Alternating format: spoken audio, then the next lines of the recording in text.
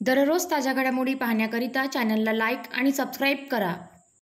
police Thane गणेशपेठेतून प्राप्त माहितीनुसार bank colony Nagpur येथे राहणारे फिर्यादी तानबा इंदुरकर यांना आरोपी वैशाली सुदर्शन एनेवार, सुदर्शन संजय एनेवार, सिद्धार्थ संजय एनेवार, शहानवाज फिरदोस खान व विशाल उर्फ आची विश्वनाथ शेट्टीगार पाचही आरोपी राहणार नागपूर हे प्रॉपर्टी डीलर लीज आणि सिटी सर्वेचे काम करण्याचे आमिष दाखवून त्या माध्यमातून फिर्यादीसोबत ओळख करून आणि फिर्यादीच्या वृद्धपणाचा फायदा घेऊन तसेच फिर्यादीच्या 4 कुटुंबियांना नोकरी लावण्याचे आमिष दाखवून तसे खोटे कागदपत्रे बनवून तसेच इन्व्हेस्टमेंट प्लॅन मध्ये इन्व्हेस्ट करून डबल पैसे करून देण्याचे आमिष दाखवून सर्व आरोपितांनी संगनमताने वेळोवेळी फिर्यादीला व फिर्यादीच्या परिवाराला ठार मारण्याची भीती दाखवून आणि धमकावून फिर्यादीकडून रोख व ऑनलाईन स्वरूपात एकूण 3,17,00,000 रुपये खंडणी घेऊन त्या बदल्यात बनावट सही केलेले चेक देऊन फिर्यादी व फिर्यादीच्या परिवाराचा विश्वासघात करून फसवणूक केल्याची तक्रार पोलीस ठाणे गणेशपेठ येथे फिर्यादीने केली असता फिर्यादीच्या तक्रारीवरून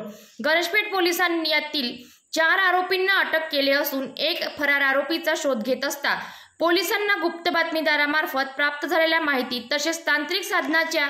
मदतीने आरोपी हा छत्तीसगड येथे असल्याचे कळाले असून पोलीस उपायुक्त आर्थिक गुन्हे शाखा यांच्या मार्गदर्शनाखाली पोलीस पथकासह छत्तीसगड येथे जाऊन तेथील स्थानिक पोलिसांच्या मदतीने आरोपी विशाल उर्फ